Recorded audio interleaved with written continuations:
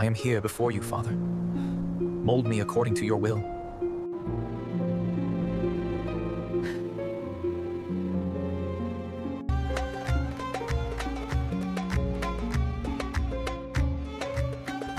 Today, you're going to hear one of the deepest and most challenging stories in the Bible, a story of love, pain, and redemption that goes beyond human logic.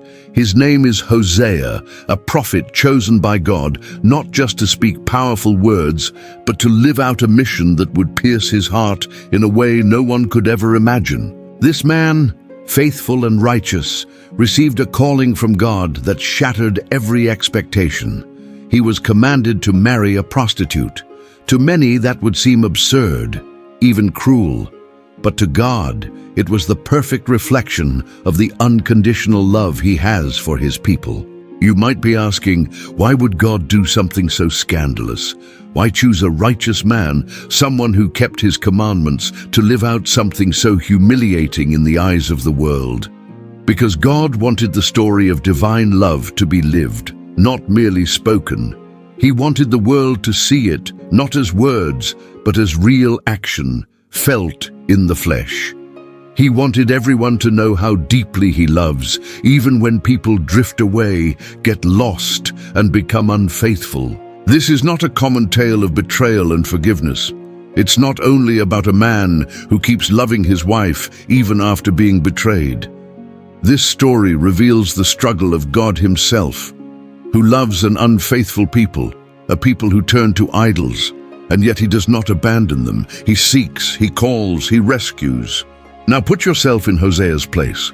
God asks you to do something no one would understand, something that challenges everything you've ever known. Could you obey without even understanding the purpose? That is the pain of a prophet, the weight of loving the way God loves, without demanding recognition, without any guarantee of reciprocation. Before we continue this intense story, where we'll see how Hosea's faithfulness reflects the immeasurable love of God, I invite you to subscribe to the channel and turn on notifications so you don't miss the rest of this powerful journey. Hosea's story will teach you that true love goes beyond logic, and it challenges us to see God's faithfulness in a brand new way. Now let's continue with Hosea's journey and the impact of his prophetic marriage. Hosea received a direct and unmistakable call from God. It wasn't a gentle request or a calm suggestion. It was an order that cut through his heart, a divine command that left no room for debate. God spoke with a firm, piercing voice that broke the silence of his mornings and shattered his expectations. Go, take to yourself a wife of harlotry, and have children of harlotry, for the land commits great harlotry by departing from the Lord. Feel the weight of those words. This wasn't a metaphor. It wasn't a symbolic lesson. It was a living command, heavy with the pain of a God who watched Israel's heart drift away from him, trading faithfulness for things that could never save. And Hosea obeyed without hesitation. He didn't question the call. He didn't weigh what it would do to his reputation or his future. He knew that when God speaks like that, the only answer is obedience. Hosea walked through dusty, shadowed streets as curious eyes followed his every step. He knew no one would understand what he was about to do. How could a righteous man, chosen by God, marry a woman like Gomer? She seemed to embody unfaithfulness, dignity lost. Her body carried the marks of a life shaped by painful choices and contempt. But to Hosea, she wasn't merely a symbol of human brokenness. She was the key to a prophetic mission, the living expression of God's suffering. And there, between quiet streets and dark corridors of houses, he found her, Gomer, a woman with a bitter beauty, looking at the world through eyes that held untold stories, a past she could never erase. When Hosea approached her, it wasn't with arrogance or empty promises. He came with a steady gaze, with a presence that reached her heart without complicated words. And he said only this: "The Lord has commanded me to love you, to make you my wife and the mother of my children." Gomer stared at him, suspicious. How could someone so broken be loved without conditions? How could she accept the love of a man who didn't truly know her, yet didn't see her as an object, but as someone worthy of care and redemption? In Hosea, she saw something she had never seen in any other man: a calm presence, an offer of love that asked for nothing in return. Heaven was present in that union, but the earth, blind to it, could not see. There was no wedding feast, no celebration, no music, no laughter, only silence. A deep silence, like the one found in life's most painful moments, when you know what is happening is bigger than human understanding. Hosea took Gomer as his wife, not with the pride of a conqueror, but with the humility of a man who knew God's love does not depend on human merit. Hosea and Gomer began to live together, but something in the air was about to change. This was not only a relationship between a man and his wife, it was the unfolding scene of redemption that God had begun to write. Hosea knew his mission didn't end at the silent altar where he joined his heart to hers. Every step he took, every act of love he offered, was being watched by a God who not only saw, but felt everything he lived. Time passed, and as life turns in cycles, something new began to grow in Gomer's womb. When the moment came, Hosea knew immediately that this child would not only be a blessing, it would be a prophetic message. The Lord spoke to him again with a voice that seemed to echo in the depths of his soul, flooding his mind with meaning. "This is your son, and you shall call him Jezreel." Jezreel. The name rang in Hosea's mind like an unbearable weight. It was not a name of blessing, not a shout of joy. Jezreel meant a place of blood, a valley of spilling, a symbol of judgment coming upon the house of Israel. The prophet held the baby in his arms, feeling not only the weight of flesh, but the responsibility of a name that carried a hard truth. Jezreel was not just the name of a child. It was a reminder that God's mercy had run out for those who had turned away from him, who had surrendered to idolatry and sin. And as Hosea walked through the streets of Samaria, every time he called his son's name, it echoed like a warning cry. The covenant has been broken, restoration is necessary, judgment is coming. The people heard it. Some passed in silence, others muttered, disturbed by the meaning of the name. Hosea knew what he was living was bigger than any human judgment. He wasn't only being a father, he was becoming a mirror of Israel's soul, reflecting its pain and its need to repent. Gomer, in turn, looked at the child with eyes that avoided Hosea's gaze. She was there, but not fully present. Her heart still wandered down roads that could not be reached with words, only with actions. And as the name Jezreel reverberated through the city, Gomer felt an emptiness inside her growing deeper by the day.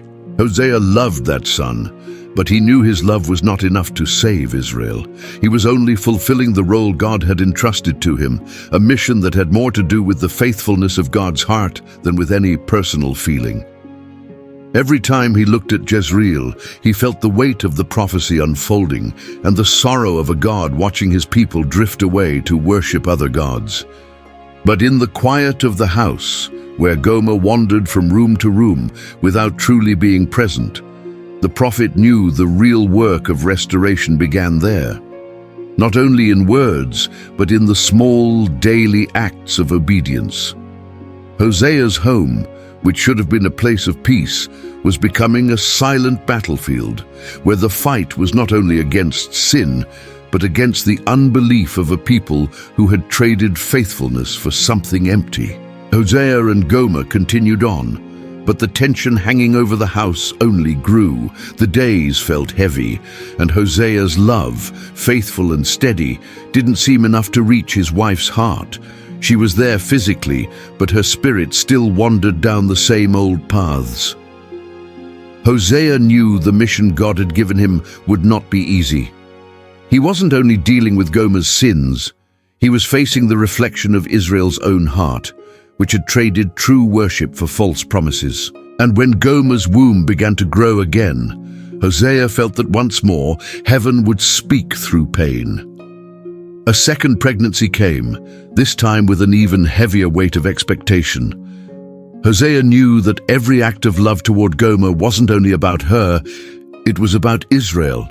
His faithfulness was a reflection of God's love, and most people would never understand it or celebrate it. When the child was born, God spoke again. "This is your daughter, and you shall call her Lo-Ruhamah." Lo-Ruhamah. The name cut through Hosea's heart like a sharp blade, not pitied or no mercy. It offered no comfort, only a verdict of rejection. And it wasn't only about Hosea and Gomer's daughter, it was about Israel, a people who had rejected God's love again and again. Hosea held his daughter in his arms, but unlike the first birth, he could not feel the same joy. The name he was commanded to give wasn't a blessing. It was a reminder that God's mercy was being withdrawn. He looked at the child's face, and his spirit was troubled. How could a father place a name of rejection on an innocent child? Yet he knew that name was speaking the heart of God, the judgment drawing near for Israel. Meanwhile, Gomer kept drifting farther away, as if Hosea's love could no longer heal her wounds. She was getting lost, and Hosea, heartbroken, kept fulfilling his role, loving without demanding return, caring without questioning. Israel, watching from a distance, likely saw Hosea's suffering, but could not grasp the depth of the mission he was living. The prophetic words that came from his mouth were harsh, but true. And in his heart, Hosea knew this was not just a personal story. It was a picture of what God was doing with Israel. God's love could not be contained. Even when the people walked away, he was still willing to seek, to call, and to restore. Time passed, and the silence in Hosea's house grew heavier than any spoken word. Gomer was no longer the woman who had entered that home.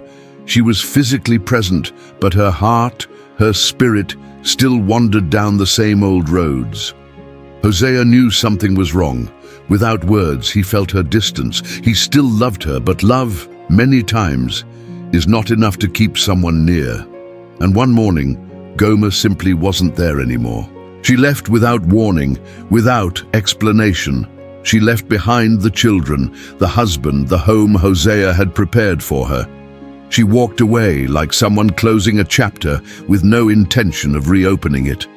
Hosea stood before the open door and did not follow her, not because he didn't love her, but because he knew God had not commanded him to go after her yet. He remained silent, feeling deep within what God felt. It was as if Gomer's departure was Israel's departure. Israel also had walked away, trading God's love for something fleeting and empty. The children asked, restless, about their mother's absence. Hosea had no easy answers. How do you explain to a child why someone so precious can get lost, even inside a home? He didn't run from the responsibility of caring for them, but his eyes were always distant, as if listening for a call that had not yet been fulfilled. Her body, once desired, was now used, exploited, traded for momentary pleasure.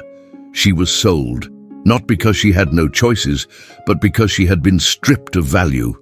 Her soul fell into the abyss of shame, and she was treated like merchandise, forgotten, ignored, no longer seen as a person but as a disposable object. But in Hosea's heart, love did not fail. He knew the mission was not complete. What God had commanded could not be cancelled by his wife's betrayal. Hosea's calling was to rescue not only the woman he loved, but the nation of Israel that had also been lost. Then God spoke again, but now with a voice not of wrath, but of compassion. Go again, love your wife, even though she is loved by another man and is an adulteress. Love her as the Lord loves the Israelites. Hosea heard these words, and his heart filled with tears, but not with anger. He was not driven by the pain of rejection, but by the love God had for him and the love he still carried for Gomer. I will go, not for her, but for love of my Lord. With that, Hosea rose. He had no pride left, no expectation of immediate change. He knew what he was about to do was not for Gomer, it was for God. Gomer's rescue was, in truth, the rescue of God's covenant with his people. He went to the marketplace, the most humiliating place, where dignity seems to vanish and bodies are traded like goods. And there, among contemptuous stares, dust and whispers, he saw her. Gomer was there, broken, hollow, like a shadow of who she once was. She did not react when she saw him. Perhaps she no longer recognized him, but Hosea, with eyes full of tears, recognized her. He saw her as no one else could, not as a prostitute, but as a redeemed woman. Without hesitation, he paid the price. He didn't bargain. He didn't ask for a discount. The amount was that of a common slave, 15 shekels of silver and an ephah and a half of barley, the exact price of human merchandise. But to him, that value meant far more. He paid because he knew true redemption has no human price. The price of redemption is God's love, a love that does not fail, no matter how far someone has fallen. The crowd fell silent. No one understood. Some mocked, others looked away, but Hosea didn't care. He knew he was fulfilling God's plan, becoming a living reflection of divine love. He extended his hand to Gomer, not to accuse her, but to love her. "Come with me. You will not return to that life. You will be mine as I am yours." With those simple acts of love, Hosea didn't only restore Gomer, he restored God's covenant with Israel, offering forgiveness where there was rejection and love where there was contempt. He demanded no explanations, just as God doesn't demand them from us when He calls us back. He simply led her home. If this story touched your heart, share in the comments how you have experienced the unconditional love of God. Even when we fail, He still loves us. And if you're not following the channel yet, subscribe now for more stories that transform lives. May God's grace continue to guide you, and remember, God's love always calls us back no matter where we've gone.